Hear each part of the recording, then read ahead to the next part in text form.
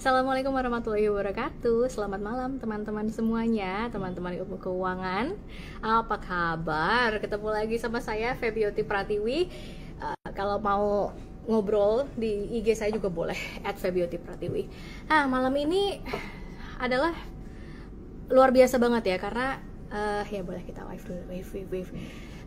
Hari ini kita kedatangan narasumber yang luar biasa banget, praktisi branding selama 50 tahun lah. Teman-teman bayangin gak sih kita malam ini akan belajar dari suhunya branding Pak Biakto dan akan disambut gayung oleh Coach Yusak. Malam ini topiknya apa sih live kita? Uh, Seperti biasa live seperti ini ada di Ilmu Keuangan setiap minggu, bisa hari Rabu, Kamis ataupun Jumat ternyata ya, tergantung availability-nya narasumber kita. Halo semuanya. Topik malam ini ada yang tahu? Pak Bi dan Coach Yusak akan membahas apa? Coba. Pak Bi dan Coach Yusak akan membahas tentang brand melipat gandakan kekayaan perusahaan. Karena in the end what we need is cuan. Setuju? Teman-teman, kita ngobrol-ngobrol dulu yuk sebelum saya izin invite narasumber kita malam ini. Teman-teman dari mana aja sih ini? Ada yang baru pertama kali nggak nonton live-nya di Ilmu Keuangan? Hari ini privilege banget nih untuk teman-teman semua bisa denger sharing dari Pak Bi dan Coach Yusak mengenai branding karena ini penting banget. Nah, dari mana aja nih teman-teman nih? Sambil kita tunggu ya Coach Yusak dan Pak Bi untuk yuk. Teman-teman dari mana aja nih? Ada yang dari luar Jakarta? Ada yang dari luar Jakarta? Ada yang dari luar Indonesia malahan. Biasanya suka ada ya. Biasanya suka ada. Oke, ya ini sudah. Deh. Sudah masuk? Coach-nya? Oke, teman-teman sebelum saya izin invite speakers, ini jelas gak suara saya? Jelas boleh? Dari Cilacap hadir Kak. Halo Cilacap, Kota Jambi hadir. Dari Aika ya. Kota Jambi, halo Jambi. Saya terakhir di Jambi itu tahun berapa ya? Lama. Siapa yang nungguin banget nih topik branding ini nih? Saya sih pribadi nungguin banget. So it's privilege untuk saya bisa dengar langsung branding Pak Biakto. Aduh, luar biasa banget.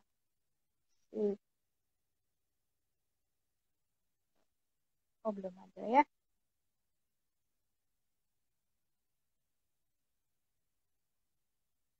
Ya, ayo teman-teman kumpul-kumpul dulu yuk. Kita kumpul dulu di sini semuanya.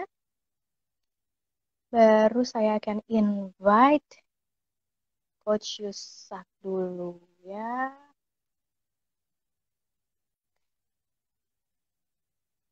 Dan Pak. Assalamualaikum, selamat malam Coach Yusak. Halo malam. Halo, Malam, Beb. Coach. Malam, apa kabar nih? Halo. Baik, Pak Bi, alhamdulillah. Pak Bi Gimana kabar? pakai pribadi ya? Tak ini. Ya. Alhamdulillah, baik. Subi. Apa kabar Oh, belum semuanya? ada ya?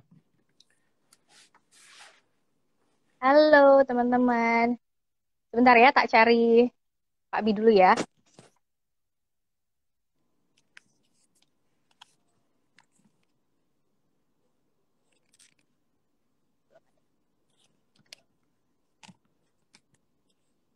Coach, topik malam ini branding nih, Coach.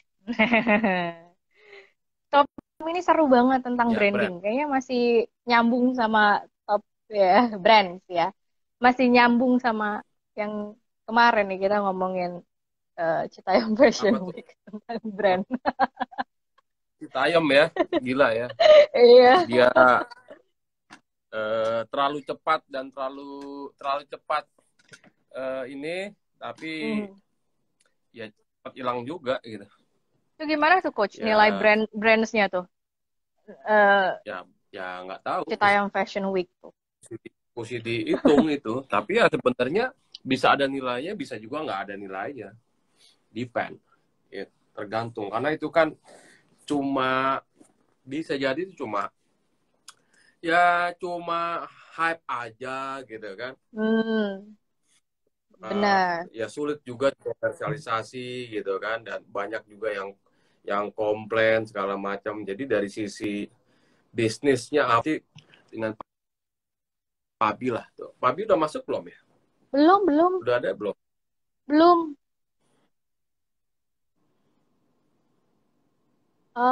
Ini dicari nggak ketemu nih di sini. Belum. Mungkin belum masuk. Belum masuk kayaknya ya. Oh. Iya. Tunggu aja ya. Ya. Belum masuk. Kita tunggu aja ya teman-teman ya. Tapi boleh yuk teman-teman kasih tahu nih teman-teman dari mana aja nih. Ini nih. Wah, saya aja nih bela-belain banget nih pengen dengar Pak Bi nih. Karena jarang-jarang ya.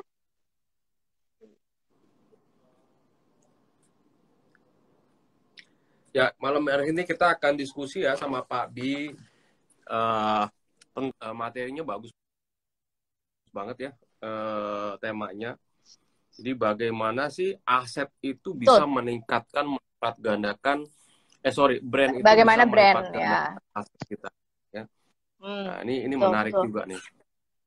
Jadi Pak Biakto pernah nggak, Coach, menemukan problem seperti ini, di mana nilai brand, kasih contoh deh Coach, di mana nilai brand itu lebih tinggi daripada nilai aset perusahaan digabungkan itu. Seperti yang kopi dulu. Oke. Teman-teman sudah makan malam belum semuanya nih? Sudah lah ya. Seger.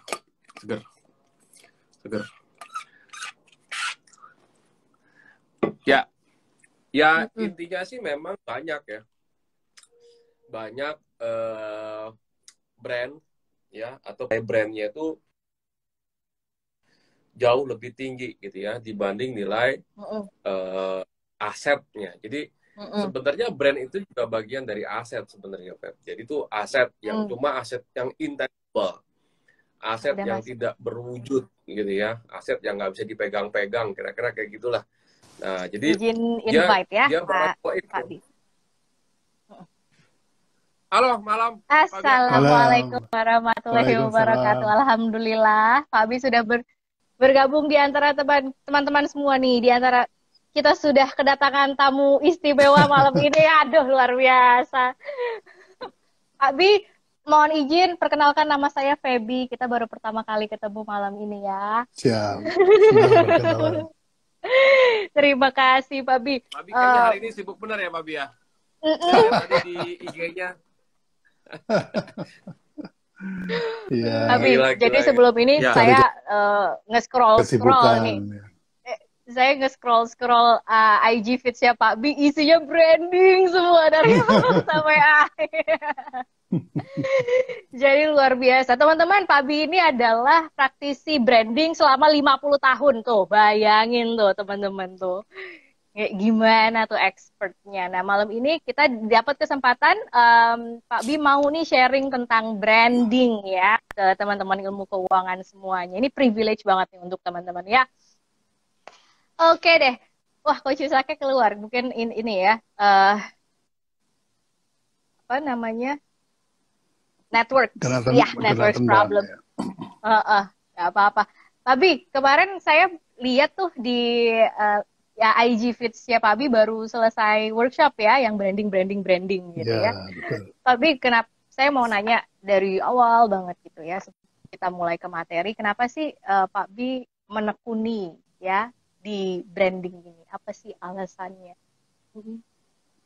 Pak Bi, kalau dulu alasannya ya karena kerja aja, cari nafkah gitu kan ya. Sampai kemudian tambah pengalaman akhirnya jadi tahu bahwa brand itu sebetulnya bisa menjadi intelektual. Jadi di dalam perusahaan itu ada dua jenis kekayaan ya teman-teman. Yang pertama itu kekayaan fisikal yang serba bisa dihitung. Nah, nanti Mas Yusak bisa mengajarkan nih gimana caranya. Yang kedua, brand sebagai kekayaan intangible. Ya, intangible itu artinya sesuatu yang yang tidak fisikal, tapi bisa dijadikan uang. Gitu. Nah, brand tidak sendirian ya, Mbak. Jadi brand itu dia harus diiringi dengan haki. Jadi walaupun brandnya punya value yang tinggi, tapi kalau secara hukum tidak ada perlindungan, tidak ada payung hukum, ya orang nggak berani beli juga, jadi gitu. Sementara itu dulu, silakan lanjut. Iya, betul. Yuk Coach, dari sisi finansial, brands ini gimana sih? Ya, ini menarik ya. Jadi saya tuh terus terang salut ya sama Pak Biakto yang udah berjuang ya, bantu UKM untuk membangun brand. Kenapa? Karena at the end of the day, yang bikin perusahaan itu kaya gitu ya, bernilai banyak karena faktor brandnya gitu. Jadi kita bisa lihat gini ya, kalau dari perhitungan keuangan, simpel aja. Nanti kita akan bahas teknis lah bagaimana memvaluasi sebuah brand, gitu ya, bagaimana menghitung nilai ekonomi dari sebuah brand, yaitu itu terlalu teknis. Tapi fakta-faktanya yang saya lihat kayak gini. Ini saya lagi lihat satu data ya, EBITDA multiple. Jadi EBITDA multiple itu gini, teman-teman. Jadi salah satu teknik memvaluasi sebuah bisnis yang namanya metode comparable atau metode pembanding. Jadi kita akan membandingkan biasanya bisnis sejenis ya, dengan bisnis yang sama gitu ya, industrinya yang udah IPO biasanya. Jadi kita akan bandingkan nih. Nah, yang kita akan bandingkan tuh apanya banyak. Nah, pertama yang kita bandingkan penjualannya, ada yang kita bandingkan keuntungannya, ada yang kita bandingkan ada yang namanya EBITDA-nya. Nah, di depan saya lagi ngelihat data perusahaan yang ada brandnya dan perusahaan yang nggak punya brand. Jadi intinya gini, kalau ada perusahaan yang memang dia ini kan cuma perusahaan komoditi misalkan, jadi memang dia tidak membangun brand atau tidak punya produk brand, dia hanya manufacturing yang dia memang tidak punya brand gitu kan, sementara orang lain yang membangun brand. Nah, saya bisa lihat di sini, ini contoh ada perusahaan tepung manufacturing ya Pak Bia. Tepung manufacturing, dia nggak ada brandnya. Itu dia punya EV per sales atau nilai perusahaan dibandingkan dengan salesnya, itu rata-rata cuma 0,8 kali. 0,8 kali. Artinya apa? Nilai perusahaannya, dia itu di bawah dari revenue-nya. Jadi kalau revenue-nya 1 miliar, nilai perusahaannya cuma 800 juta. Nah, kira-kira kayak gitu tuh. Perusahaan yang dia itu tidak punya brand. Gitu ya. Nah, lalu saya bandingkan dengan let's say Mondelez. Mungkin Mondelez tahu ya, ada Kraft, dia punya segala macam tuh yang hampir semuanya produknya branded gitu. Ya, produk-produknya branded. Itu EV per sales-nya 4 kali. Revenue-nya 1 miliar, maka nilai perusahaannya itu 4 kali dari revenue-nya. Jadi sekitar 4 miliar. Nah, ini pembedanya nih. Jadi dari sini aja udah kelihatan bahwa brand itu akan bisa, ya sesuai dengan topik kita ya malam hari ini ya, itu bisa meningkatkan kekayaan perusahaan. Bahkan 4 kali lebih besar ya dibanding perusahaan yang nggak ngebangun brand. Ini datanya nih, kalau mau saya kasih lihat bisa mungkin lah. Nah, ini Mbak, aku lupa tadi namanya siapa? Feby. Iya. Mbak Feby. Iya. Ya.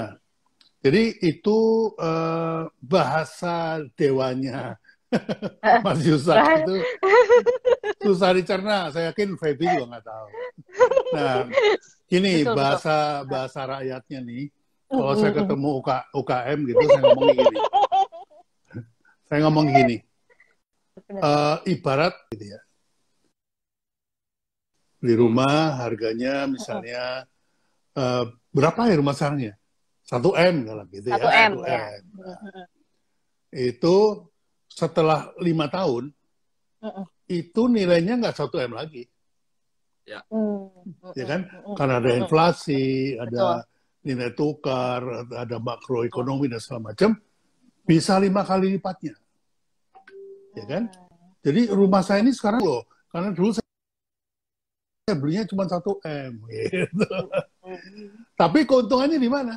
Dipegang nggak keuntungannya? Nggak ada, karena rumahnya nggak dijual. Gitu ya.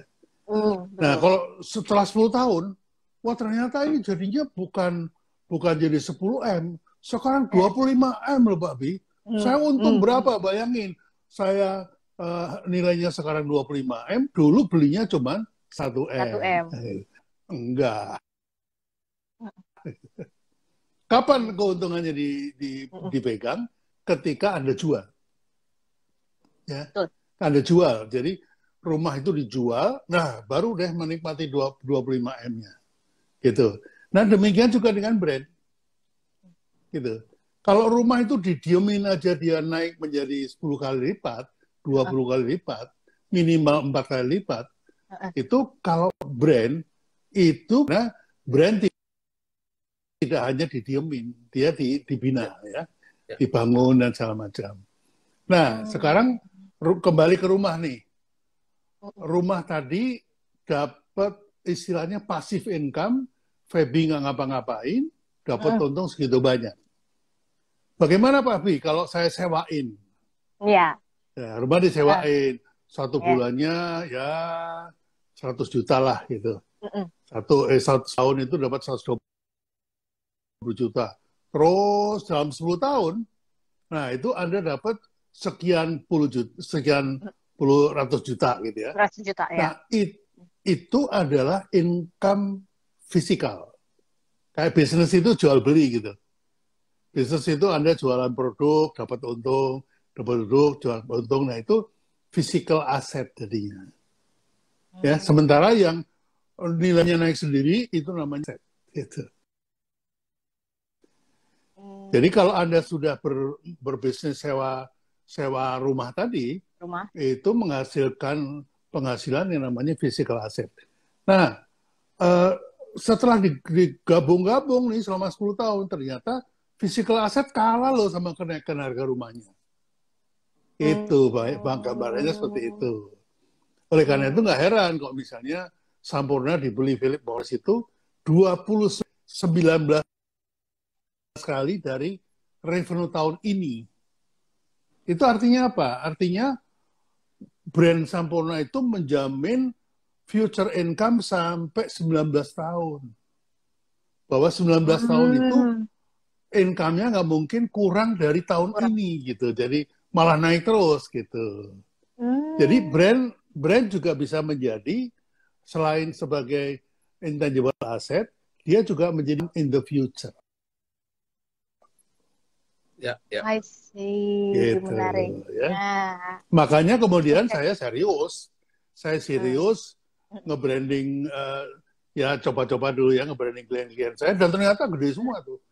Mayora tadinya cuma 3,5M sebulan, setahun cuma 40M, sekarang 64 triliun. Gitu. Dalam waktu 30 tahun. Oh, begitu ternyata ya. Menarik juga ya, Pak ya. Terus bagaimana dengan Indomie? Indomie itu waktu saya pegang tahun 95 itu cuma 1,7 triliun. Gitu. Nah, sekarang berapa anunya? Mas Yusak mungkin bisa ngintip-ngintip berapa tuh nilai daripada bisnisnya Indofood yang dari Indomie itu. Besar sekali loh, Mbak. Oh, I see. Jadi sepenting itu ya nilai brand ya. Luar biasa. Ya.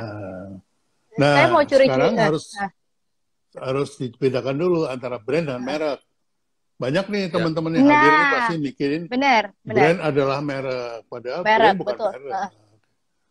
Ya, merek itu identitas dari produk. Identitas dari sebuah produk itu merek namanya. Logo juga identitas sebuah produk. Nah, brand itu identitas dari konsumennya. Gitu.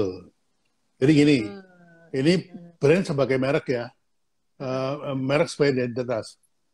Kalau saya beli Indomie, saya dapat produk apa? Mie yang mereknya Indomie. Ya. Indomie. Kalau saya beli Indomie, saya produknya kan mie tadi. Saya dapat apa? Misalnya kelezatan, kenikmatan.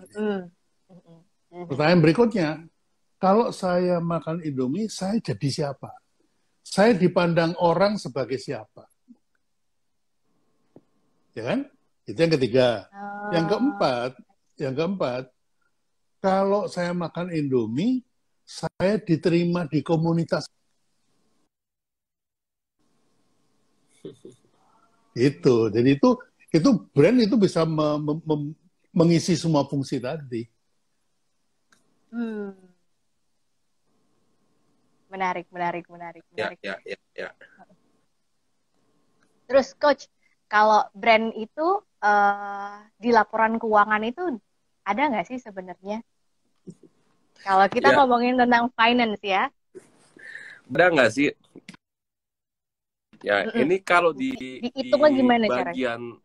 brand itu kan aset ya. Aset tadi Pak Bi bilang tuh kekayaan non fisik. Itu di laporan keuangan ada di bagian neraca. Jadi kalau laporan keuangan tuh ada 3 ya.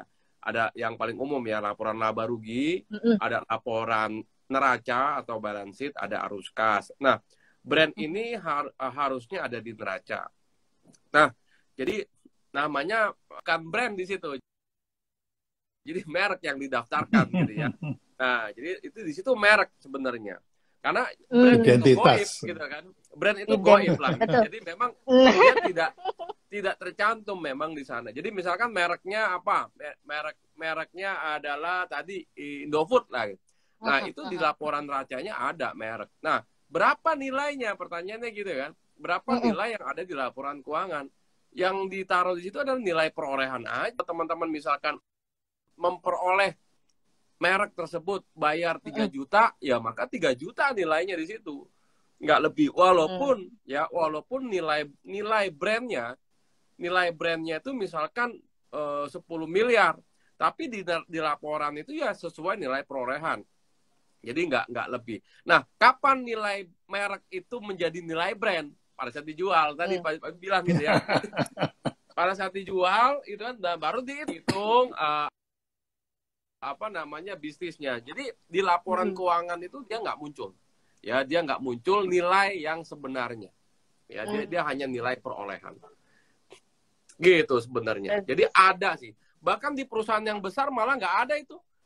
Udah nggak ada di neracanya. Ya, nilai brandnya itu ya betul-betul adanya di mana? Ada di pendaftaran udah pasti gitu ya. Tapi karena nilainya kecil sebenarnya. Kalau teman-teman daftarin 3 juta gitu ya, itu kadang-kala ada perusahaan nggak memasukkan itu sih sebenarnya. Jadi ada beberapa laporan keuangan yang saya nggak ada tuh mereknya, tapi merek itu punya dia gitu. Jadi nggak dimasukin di dalam laporan keuangan.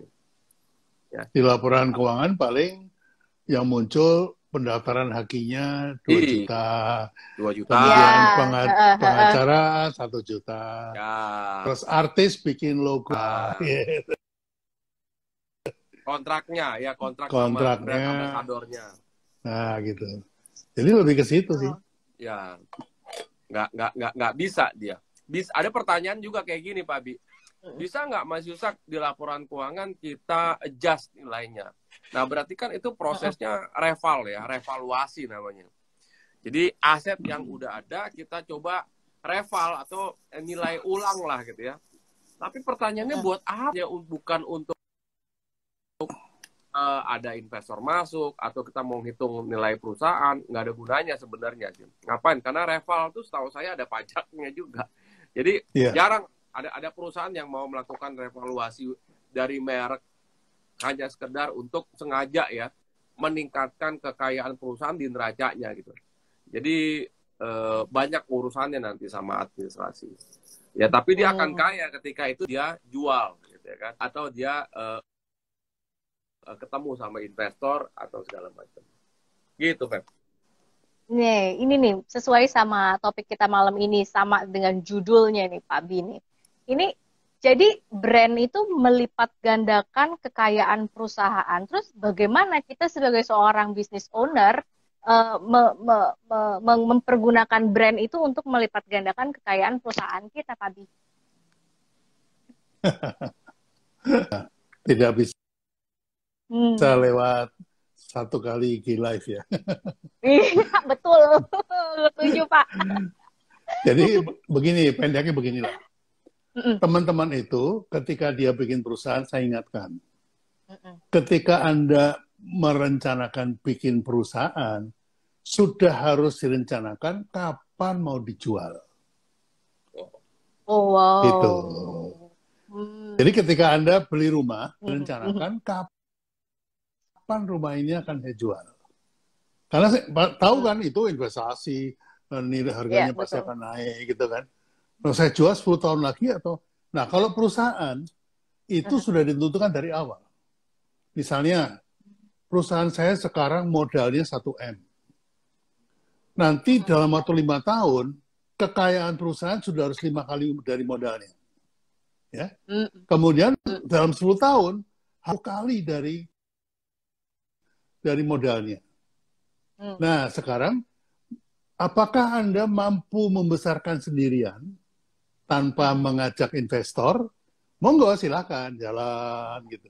Nah, setelah 5 tahun, waduh ini kesempatan gede nih, tapi saya kayaknya nggak sanggup nih sendiri. Ngajak partner, ngundang investor.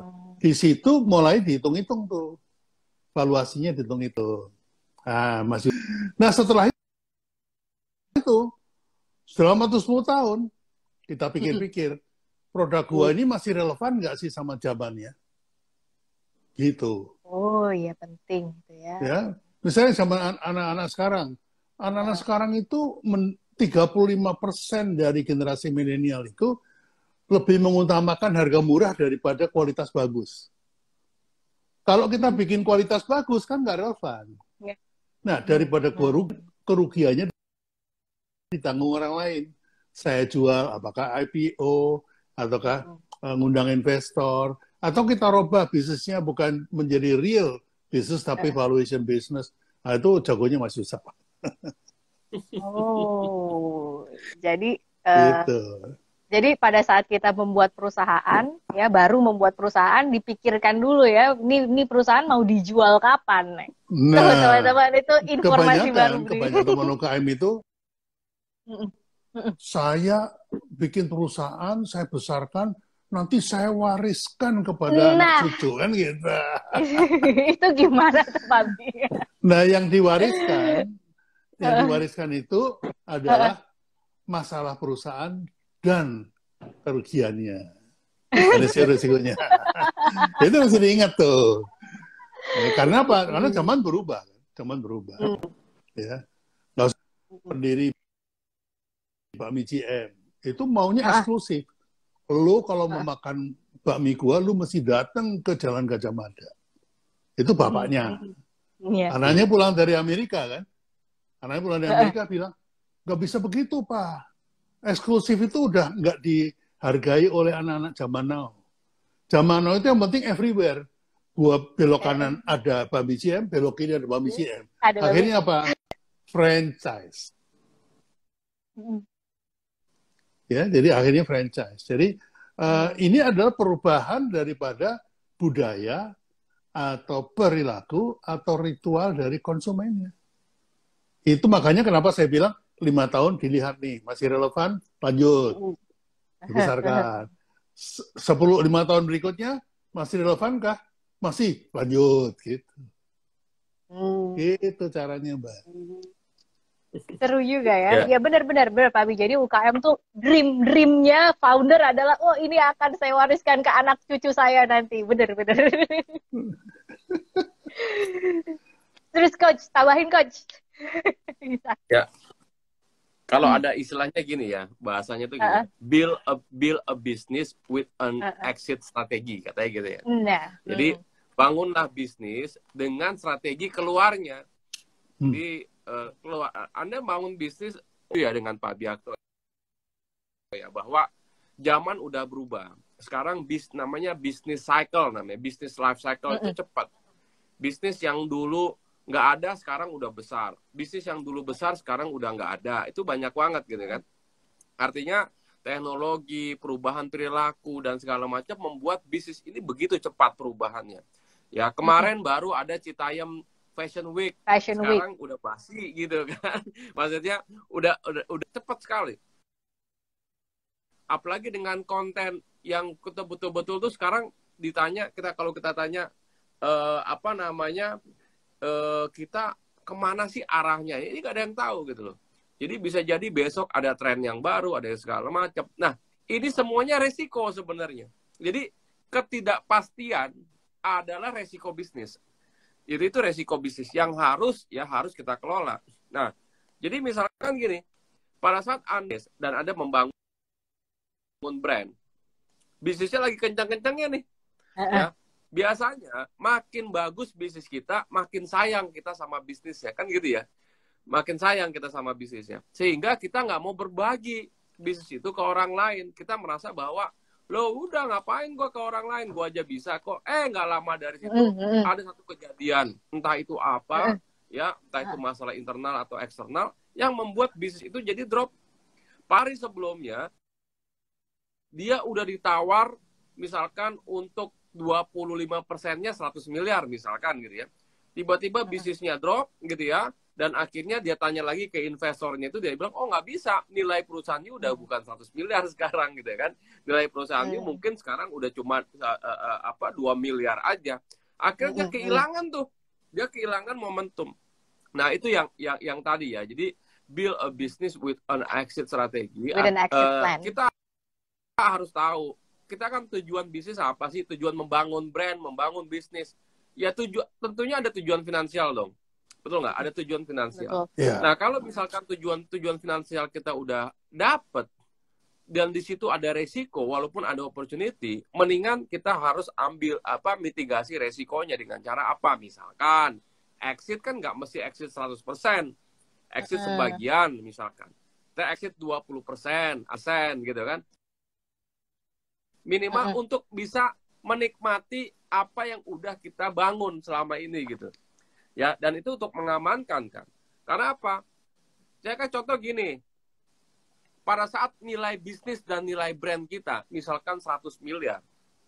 Nilai bisnis dan brand itu kan berubah. Besok tahu-tahu makanan kita ada entah media mengatakan bahwa ada orang yang gara-gara makan produk kita gitu. Lalu dihajar lah sama media segala macam yang membuat orang jadinya tuh jadi bahan omongan yang tiba-tiba itu akan menurunkan nilainya seketika gitu. Ya itu hal itu yang dia harus antisipasi sebenarnya. Jadi selamatkan dulu gitu ya, mitigasi risiko. Biar apa? Yang tadinya asetnya 100 miliar yang di brand dipecah. Gitu ya, dipecah, ya kita ambil cash-nya lah gitu ya, kita ambil cash-nya, lalu Anda dari cash tersebut mau investasi ke tempat yang lain nggak apa-apa. Nah itu mungkin ya Pep ya. Jadi build a business with an exit strategy, seperti yang Pak Abi tadi sampaikan. Menarik, ya, menarik. Dan dari keuangannya gitu. Apa yang dikatakan Mas Yusak itu benar banget karena saya ngalamin.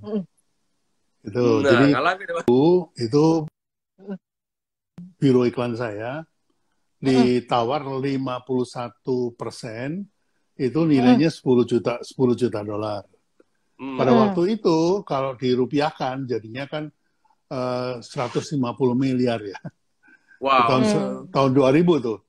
Lalu karena saya bukan businessman yang kayak Mas Yusak bilang tadi, saya kemudian bilang begini, oke, 10 juta dolar itu, gitu.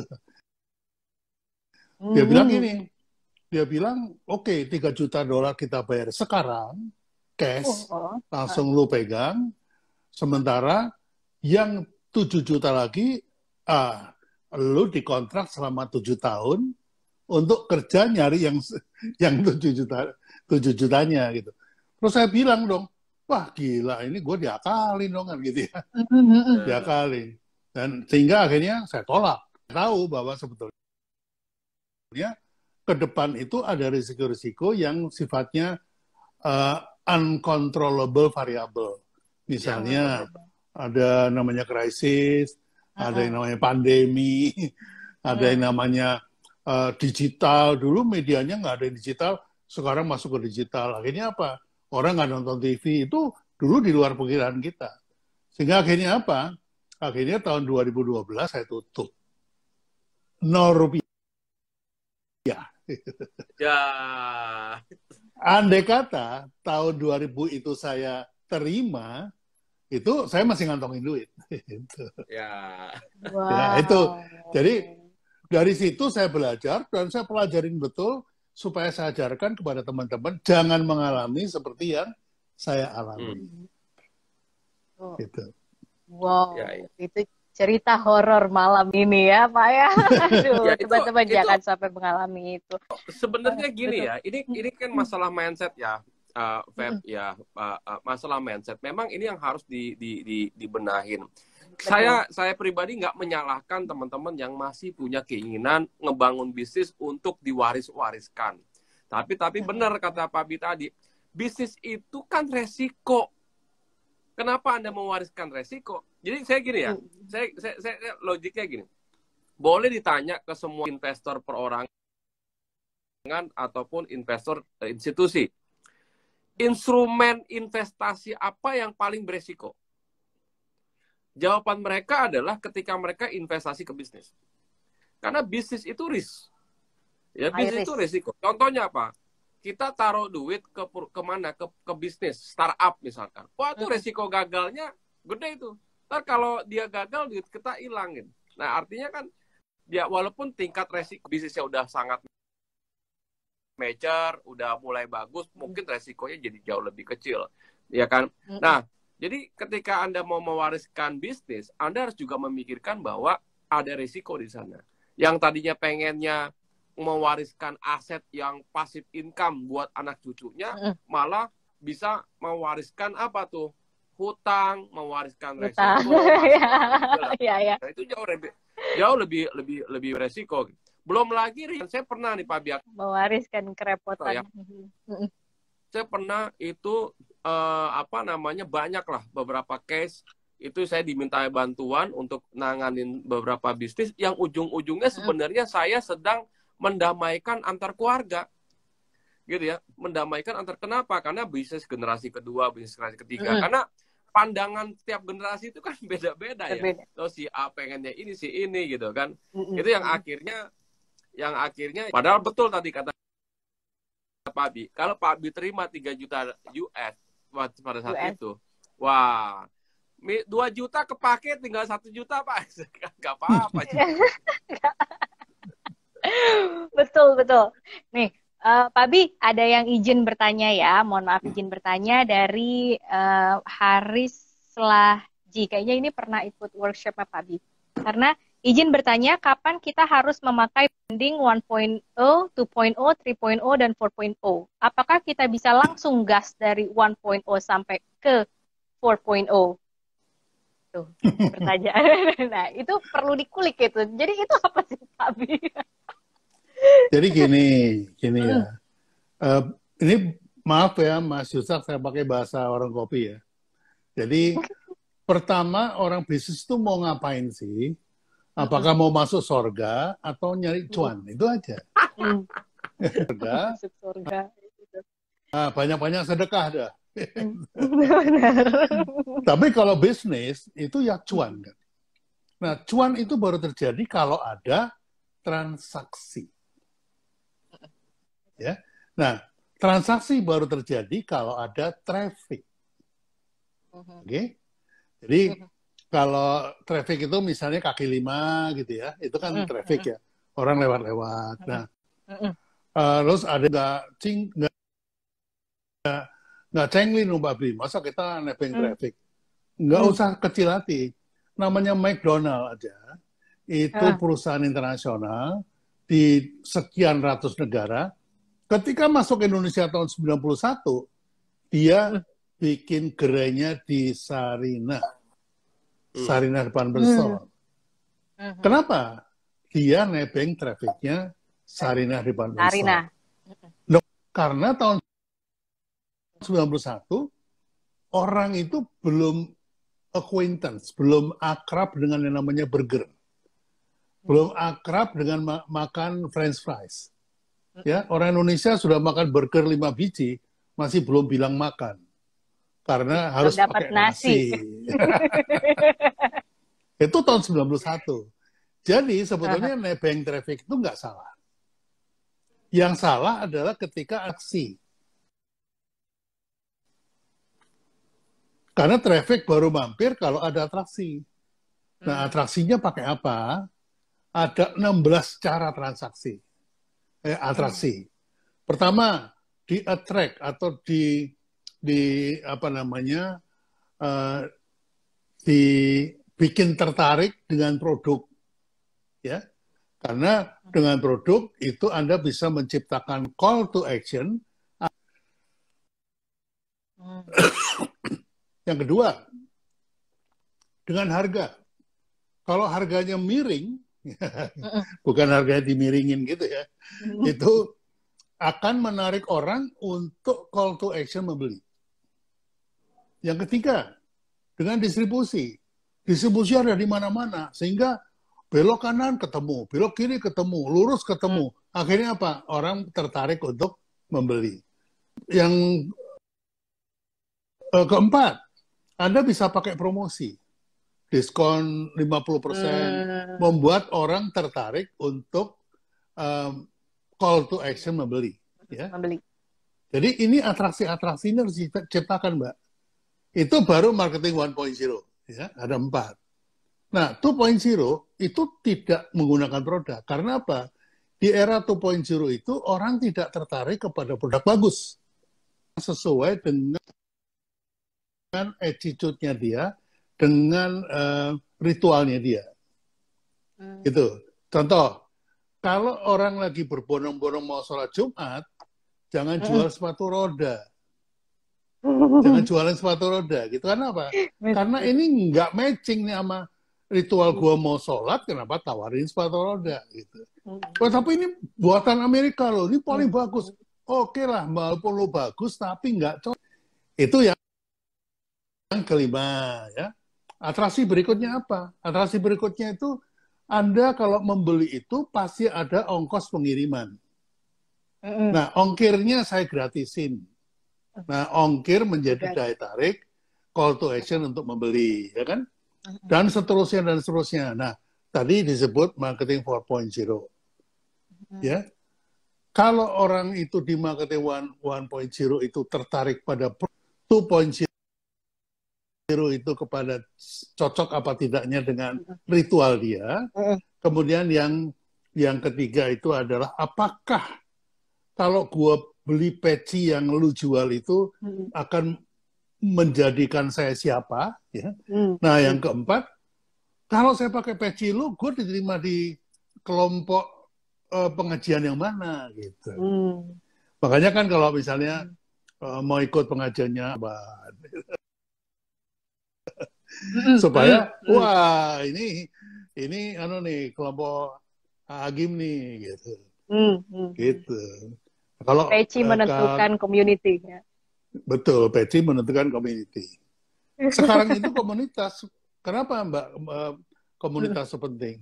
Anak sekarang itu takut ditinggal kelompoknya. Gitu. Jadi kalau dia udah beli, dia nggak diajak jalan sama temennya. Nah, itu buat dia udah mati langkah deh, gitu. penting banget untuk masa sekarang ini diterima di komunitas, Pak, betul. Jadi, betul. Pak Bi, Jadi bukan ngegas, tadi kan ngomongnya ngegas, seolah-olah 1, 2, 3, 4, bukan begitu. Kita harus tahu sekarang kita itu jualannya ke siapa. Kalau milenial yang sekarang, maka yang penting itu engagement, bukan produk bagus. Jadi jangan menawarkan produk saya lebih bagus, nggak ditengok. Gitu. Jadi tahu dulu ya, bukannya harus 1 ke 4 baru digaspol, tapi ketahuilah ya marketnya tuh siapa, betul ya. Oke. Terima kasih Pak Bi buat Coach Yusak nih kayaknya. Bagaimana membaca tren following produk dari lokasi property.com atau dari dua-duanya? Coach, bagaimana membaca tren following produk? Wah, itu Pak Bi tuh lebih paham itu membaca. Ya. Pak Bi, boleh monggo. Ya, saya orang yang tidak percaya kepada tren. Oh gitu, Pak? Saya tidak follow sesuatu yang diciptakan orang lain. Jadi jangan menari di gendang orang lain. Yang harus kita lakukan adalah kita menciptakan irama baru yang membuat orang menari bersama kita. Wow. Itu semangatnya seorang kreator ya. Karena saya ini kan kreator. Jadi oleh karena itu kalau what is the problem, saya nggak pakai itu. Karena saya hadir tidak untuk memberikan solusi terhadap problem lo. Problemmu ya problem lo gitu kalau saya ya. Jadi yang saya lakukan adalah saya lihat kamu punya ritual apa. Gitu. Karena ritual itu kan kita untuk menciptakan problem baru buat konsumen. Gitu. Seolah-olah solusi, padahal itu problem baru. Jadi itu yang jadi problem itu bisa kita ciptakan, Mbak. Itu namanya call to action. Ya. Jadi call to action itu adalah problem yang kita ciptakan agar supaya ke arah yang kita mau. Contoh. Create problem. Ya, contoh tagline. Kalau sudah duduk lupa berdiri. Itu Likna tahun 81. Ya. Nah, kenapa orang nyari tempat duduk? Karena membayangkan capeknya berdiri. Oke? Jadi, orang terdorong untuk mencari tempat duduk karena membayangkan capeknya berdiri. Nah, ini yang saya lakukan. Jadi bukan solusi. Ini saya solusi tempat duduk kalau Anda capek berdiri, bukan gitu. Belilah tempat duduk saya karena bayangkan capeknya berdiri. Jadi masalahnya bukan tidak ada tempat duduk, tapi Pak Bi membuat problemnya sendiri. Kalau diri kelamaan tuh capek loh, gitu. Ini loh tempat duduk. Ya, menarik banget. Nah, Coach Yusak tadi ada pernyataan nih dia. Makasih ya Pak Bi untuk jawabannya itu benar banget, itu benar ya. Untuk Coach Yusak, kalau kita lakukan appraisal merek, apa bisa dibukukan dalam neraca nih? Ini ada pertanyaan dari France.io, Coach. Bisa. Kalau kita lakukan appraisal merek, apa bisa dibukukan dalam neraca? Ya, jadi gini, itu nanti gini ya. Jadi prosesnya itu, neraca itu hanya mendata atau mencatat yang namanya nilai perolehan. Jadi berapa yang kita peroleh, berapa nilai untuk mendapatkan barang tersebut atau aset tersebut, itulah nilainya. Jadi misalkan kita membeli merek atau mendaftarkan merek, ya berapa uang yang kita keluarkan sehingga merek tersebut, itulah nilai yang akan tercantum di neraca. Beda case-nya misalkan kita membeli merek. ya kita membeli merek. Jadi merek tersebut punya orang, lalu kita beli. Ya, lalu kita beli. Nah, misalkan orang yang pertama daftarin merek ini, dia hanya mendaftarkan 3 juta. Gitu ya. Dia hanya mendaftarkan 3 juta. Lalu, kita beli merek tersebut dengan nilai 1 miliar. Kita beli nih. Ada bukti transaksi. Maka di neraca yang tercatat 1 miliar. Jadi nilai perolehannya. Ya, jadi ya itu yang perlu teman-teman pahamin. Lalu teman-teman mau appraise nilai brand tersebut. Entah nggak ada kerjaan atau apa gitu ya, kita appraise, terus kita reval gitu ya. Lalu kita revaluasi bla bla bla bla bla bla menggunakan appraisal yang terdaftar segala macam, lalu ada apanya, ada dokumen dan segala macam yang tadi itu sekarang bernilai sekian gitu. Gitu ya, bernilai sekian. Nah, itu pertama saya belum pernah ngelihat case seperti itu, gitu ya, nggak pernah. Dan yang kedua, apa gunanya untuk, kecuali memang untuk mau dijual gitu ya, atau kita mau ketemu investor, nggak ada gunanya kita. Jadi kalau yang di neraca itu hanya nilai perolehan. Jadi as simple as that, sesimpel itu gitu. Jadi berapa kita peroleh. Ada satu case, ada kemarin bukan perusahaan.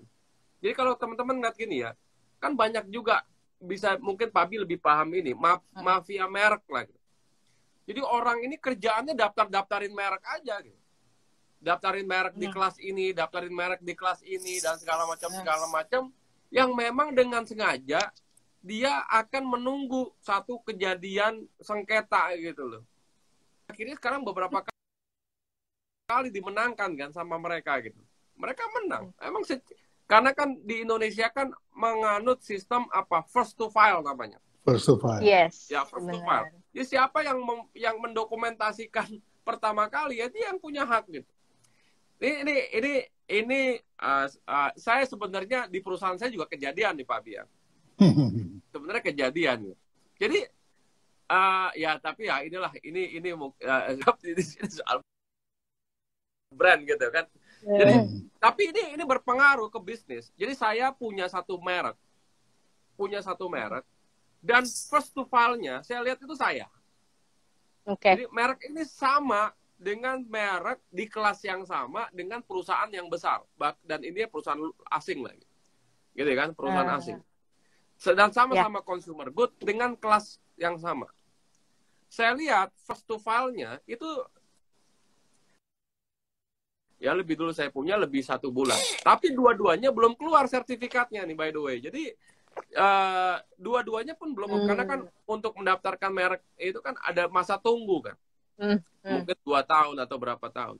Jadi bisnis kita udah jalan. Nah, sepanjang merek itu belum kita pegang, kita nggak berani branding dalam arti bakar duit untuk melakukan itu. Karena wah ini kalau gua perkenalkan tahu-tahu mereknya gua, akhirnya ya saya tetap bisnis, tapi tujuan bisnis saya itu lebih mencari customer insight, gitu ya, tidak mau langsung gede-gedean gitu. Kenapa? Karena saya tahu merek ini belum menjadi hak saya gitu. Nah, di saat yang bersamaan bukan kompetitor lah, orang yang punya merek yang sama ini, dia gila-gilaan malah, gila-gilaan. Saya bilang, oh kok berani dia gitu ya kan? Saya bilang kok berani? Karena kan untuk melihat merek ini terdaftar atau enggak kan sekarang udah mudah kan, ada websitenya untuk melihat itu gitu. Nah, akhirnya kebetulan saya ada lawyer gitu kan, terus ya kita ngobrol aja, nanti gimana nih. Nah, jadi singkat cerita gini, entah kenapa itu merek dua-duanya keluar sertifikatnya. Jadi dia dapat, saya juga dapat. ini ya artinya memang secara produk itu beda gitu ya, beda. Tapi secara kelas sama, ini kan memungkinkan saya bikin produk yang seperti dia pun memungkinkan bisnis produk yang seperti saya kan gitu kan. Jadi ya udahlah gitu. Ya mungkin juga. Nah, ini yang akhirnya apa namanya? Ya itulah, merek itu penting banget itu untuk di-file. Ya, pertama kali gitu. Pertama kali untuk kita masukin dulu. Jangan sampai kita ngebangun brandnya, marketing pakai brand ambassador segala macam tapi sertifikat merek kita tuh sayang aset yang kita bangun adalah bukan aset kita. Jadi sayang lah, jangan bangun aset orang lain lah, itu ya gitu kan. Betul, first Itu to sih, file. itu Jadi dari. pastikan teman-teman nge-file ya nama merek dagang kita ya. Oke, izin bertanya lagi nih dari biker pengedar kebahagiaan. Pak B izin bertanya, apakah produk komoditas seperti contoh besi beton harus membangun brand? Karena umumnya pembeli datang hanya mencari ukuran saja, bukan merek besinya. Jadi untuk produk-produk komoditi gimana? Ya, brand itu baru bisa dibangun kalau Anda punya perbedaan. Kalau tidak punya perbedaan, Anda produk generik, maka yang dicari oleh konsumen adalah perbedaan di harga. Harga, iya. Kalau produknya tidak bisa memberikan perbedaan, maka dia bergeser ke tempat yang lain. Harganya beda nggak nih? Availability-nya, distribusinya, di kota gua ada nggak nih? Karena ongkirnya mahal nih. Berikutnya, ada diskon apa enggak nih? Jadi selalu dicari perbedaan. Dalam persaingan itu perbedaan itu penting. Ya. Nah, ini yang seringkali teman-teman.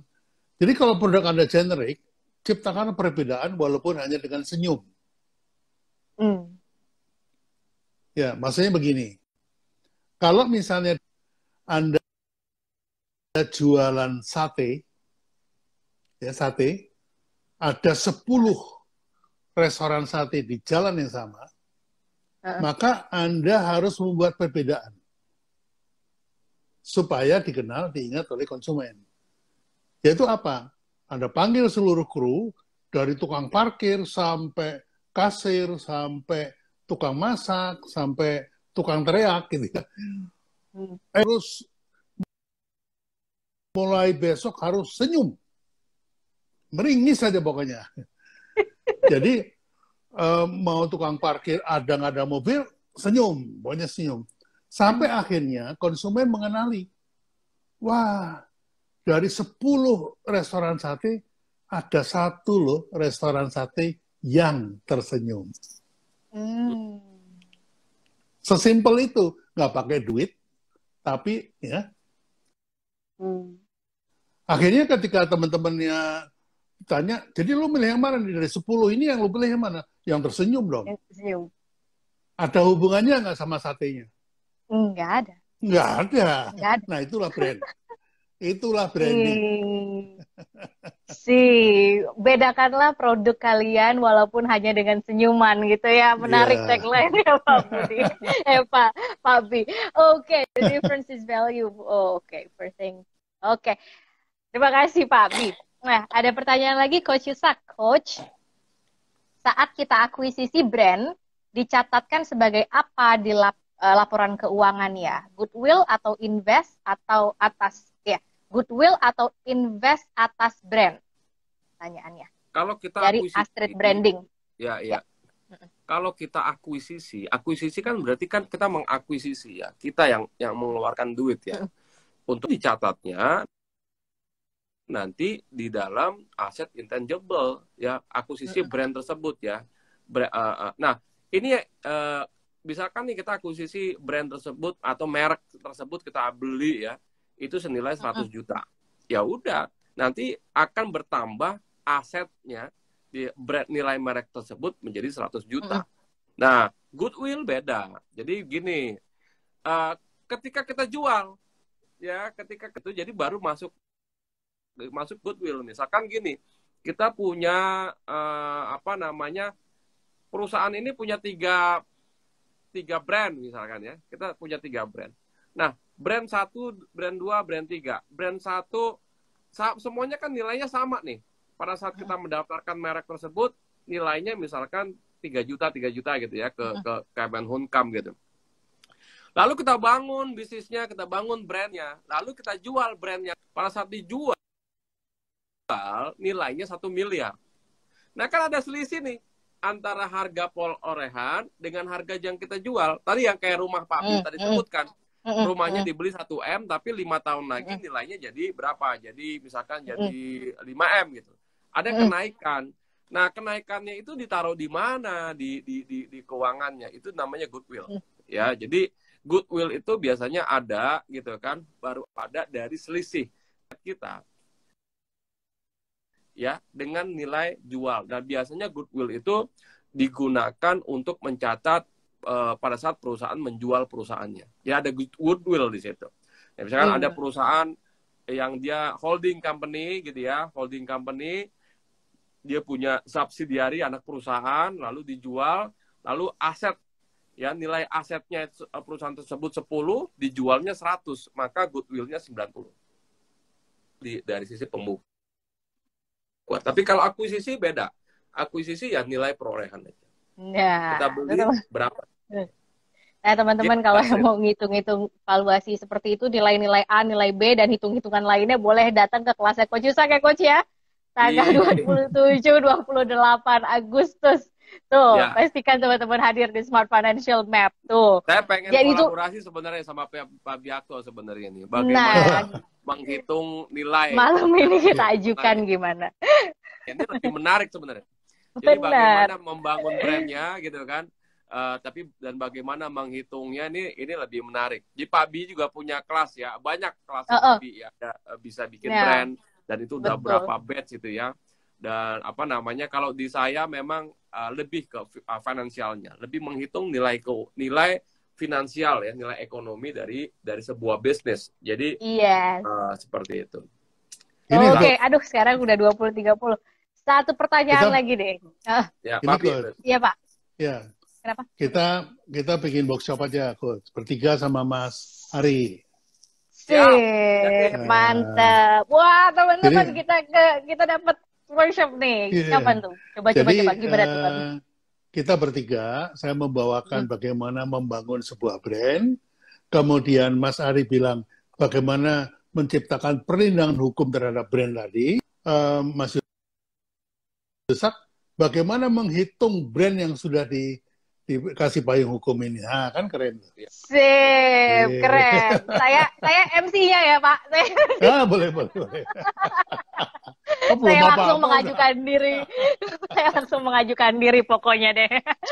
Oke, ada satu pertanyaan mohon izin ya, Pak Bi ya. Bagaimana dengan yang lagi viral nih, Mbak Im Wong yang mau mendaftarkan haki untuk Citayam Fashion Week? Mungkin Pak Bi udah banyak jawab pertanyaan ini, udah sering ya, Pak. Apakah boleh bikin brand yang bukan di-create sendiri? Itu dari Hire Me Official. Boleh nggak? Memang beberapa hari ini, dan mungkin ke depannya juga saya akan bikin workshopnya juga ini sama Mas Ari. Tanggal berapa ya? 11-12 lah ya. Nah. Itu mau kita jelaskan pada masyarakat bahwa haki itu nggak cuma merek. Gitu. Ada lima hal yang bisa menjadi kekayaan intelektual. Jadi misalnya gini, Mas Yusak mau bikin logo, ya, logo saya yang buat. Begitu logo saya buat, kemudian disiarkan, itu otomatis tanpa mendaftar keluarlah perlindungan terhadap hak cipta. Jadi hak cipta itu tidak perlu mendaftar. Hak cipta menurut undang-undang. Jadi gini, negara langsung melindungi ciptaannya Pak Bi itu sebagai karyanya dia. Gitu. Itu otomatis tidak perlu pakai mendaftar. Itu yang disebut dengan hak cipta. Nah, karena yang pesan Mas Yusak, saya tanya, Mas Yusak ini untuk apa ini? Oh, produk saya mau saya. Oh, kalau gitu Anda harus mendaftarkan ciptaan saya ini sebagai merek yang didaftarkan. Jadi ada dua hal nih. Nah, Pak Bi mendaftarkan nggak ciptaannya? Belum tentu. Orang saya nggak jualan, ngapain gitu ya. Nah, ini apa namanya, dari dua saja nih. Ada lagi dari segi fungsi. Jadi fungsinya itu bisa didaftarkan, namanya paten. Ya. Berikutnya lagi ada yang namanya bentuk. Bentuk itu bisa didaftarkan juga. Bahwa bentuk botol Coca-Cola tidak boleh ditiru oleh perusahaan minuman yang lain. Ya. Yang kelima itu kerahasiaan bisnis. Jadi sebuah bisnis model ketika direncanakan, kemudian mau disimpan ke dalam laci, gitu ya, disimpan di lemari besi, itu bisa didaftarkan, Mbak. Gitu. Jadi ada lima wilayah nih. Dan masing-masing boleh mendaftar. Kalau Mas Yusak diem mendaftarkan pada itu karya saya, itu melanggar, tapi melanggar hak cipta. Tapi tidak melanggar merek, karena mereknya itu bisa. Jadi dalam kaitan Baim Wong, itu dia tidak salah. Dia mendaftarkan merek yang bukan dia bikin, inisiatornya bukan dia, itu nggak masalah. Tapi ketahuan bahwa orang mendaftarkan merek itu pasti untuk urusan dagang. Iya. Gitu. Nah, apakah harus minta izin sama yang bikin? Kalau betul-betul ada yang bikin, itu nggak perlu minta izin, bisa beritahuan. Pak Bi, nanti saya daftarkan sebagai merek ya. Saya keluarkan pernyataan, selesai. Gitu. Jadi, apalagi Pak Embong kan bilang, saya mendaftarkan merek ini untuk kepentingan anak-anak itu. Ya. Jadi saya bisa melihat karena profesi saya, Pak Embong ini mendaftarkan merek, kemudian mendatangi Bonge CS itu, kemudian diajarin nih, kasih begini, bisnisnya begini, gitu. Nah setelah ini jadi, struktur usahanya dia jadi, baru nih ya, gua serah terimakan kepada lo. Mereknya sekarang lo yang punya. Nah, itu mulia. Jadi saya tidak menyalahkan Mbak Embong. Apalagi dia sudah keluar duit, dia sudah merencanakan sesuatu, saya yakin dia niatnya baik. Gitu. Itu aja Mbak yang buat saya. Karena sejak ada sosial media, saya selalu mengeluarkan NDA, Non-Disclosure Agreement, kepada semua kru saya. Jadi selama dalam proses, lo tidak boleh menaikkan, mengupload, memposting, apapun yang kita lagi kerjakan. Ya, itu ada NDA itu. Lalu, kemudian saya hakikan itu. Saya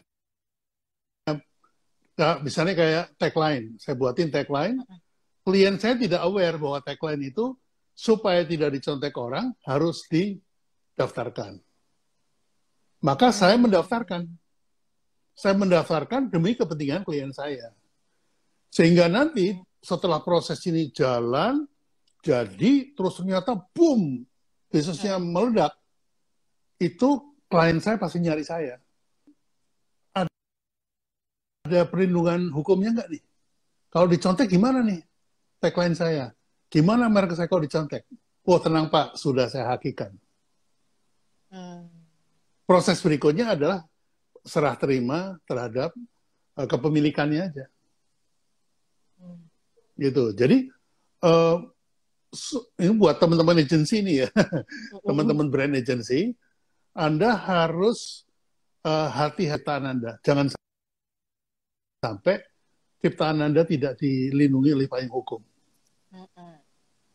Karena bayangin, kliennya udah campaign, habis puluhan miliar, tahu-tahu begitu didaftar, udah didaftarkan orang lain. Kan terpaksa negosiasi sama orang lain.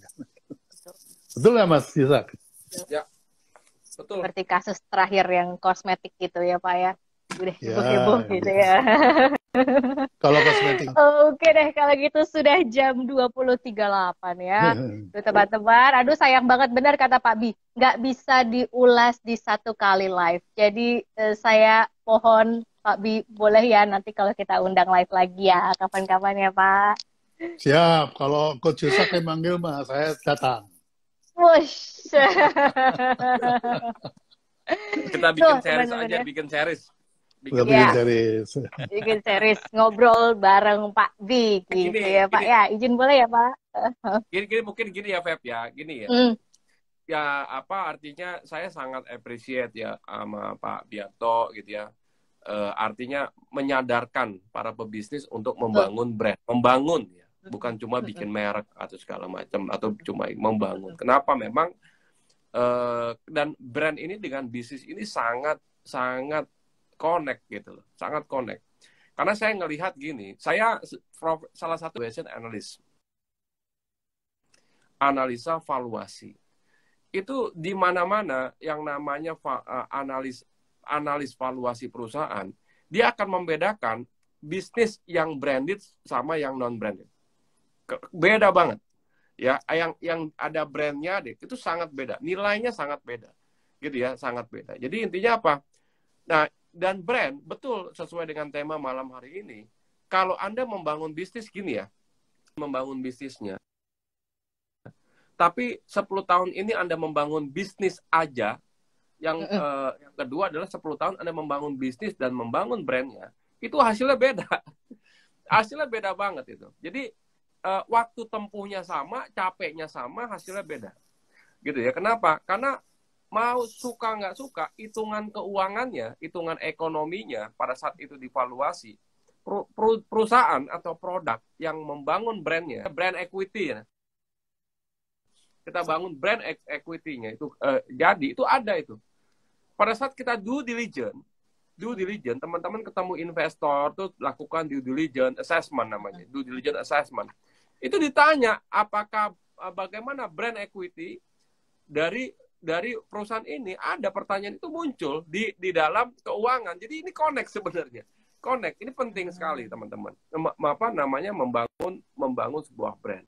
Datanya mengatakan bahwa produk perusahaan yang membangun brand itu nilainya jauh berkali-kali lipat ya dibanding perusahaan yang nggak membangun brand. Jadi buat saya sih gini.